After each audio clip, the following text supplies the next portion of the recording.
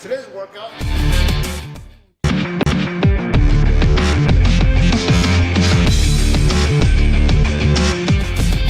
Removed, but things are starting to go in order with the committee since that ban, and I think this is the step the Nigerian side really needed in that ranking. Yes, of course. And going on to football once again, where the Super Eagles failed to hold on to their early lead on Tuesday in Oran to lose 2-1 to host Algeria in an international friendly. Like we brought the updates earlier, Terry Murphy gave the Nigerian side a 9th-minute lead, but of course Riyad Mahrez drew Algeria level with a penalty kick in the 41st minute.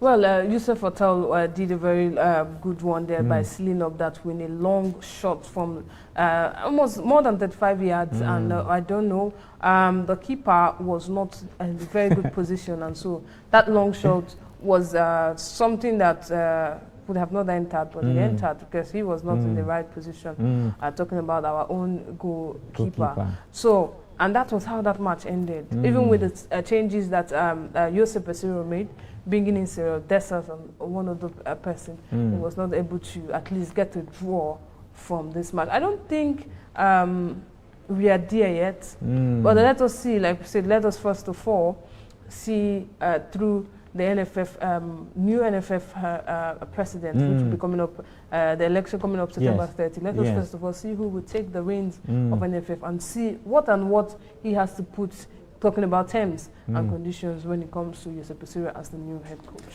All right then, still talking football, former Nigeria Super Eagles midfielder and captain John Mikel Obi has officially announced his retirement from professional football.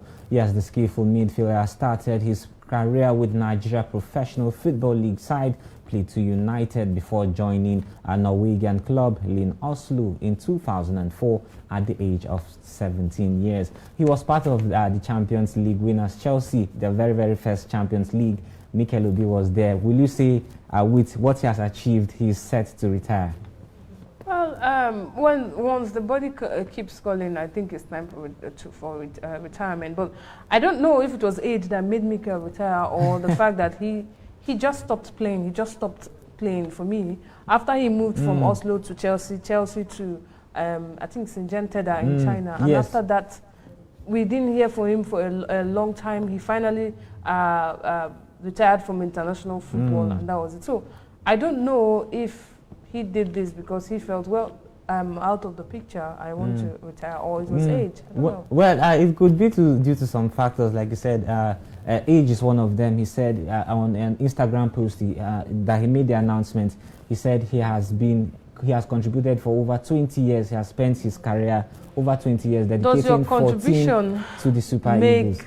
You want to retire? Your contribution doesn't matter. He contributed 20 years. There are people that have done more than that. Giuliani Buffon is still keeping in Serie B in Parma. Yes. You understand? So, like I said, I don't know his intentions, but it is his choice to retire, and we wish him a happy retirement. Over now to the international scene, starting with basketball, where the Brooklyn Nets guard Kyrie Irving, last season, Irving, who is 30, could not play in Nets home game until March because of New York's ban.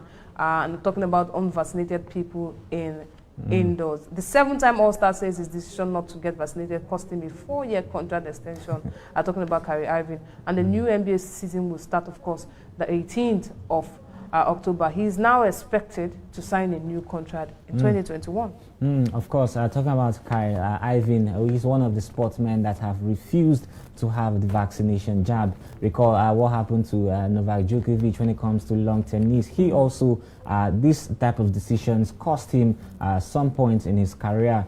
But of course, for Irving, he still has a chance of improving when he signs the new contract with the team. And going to international football, Alvaro Morata grabbed a dramatic win as Spain beat Portugal in Braga to qualify for the Nations League finals.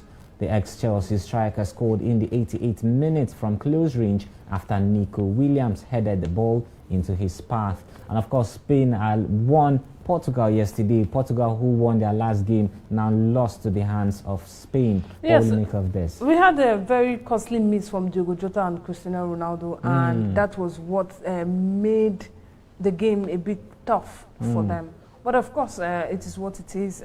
Spain grabbed that win, that late win, and that was what happened. Also, we saw a depleted Scotland earning promotion to the top tier of the National League and the Euro 2024 playoffs play after a disciplined and brave display. And of course, it was a 0-0. It ended in a barren draw, Ukraine and Scotland. But of course, they earned the point. Of course, we also know that from that particular story, there was an impressive turnaround for the team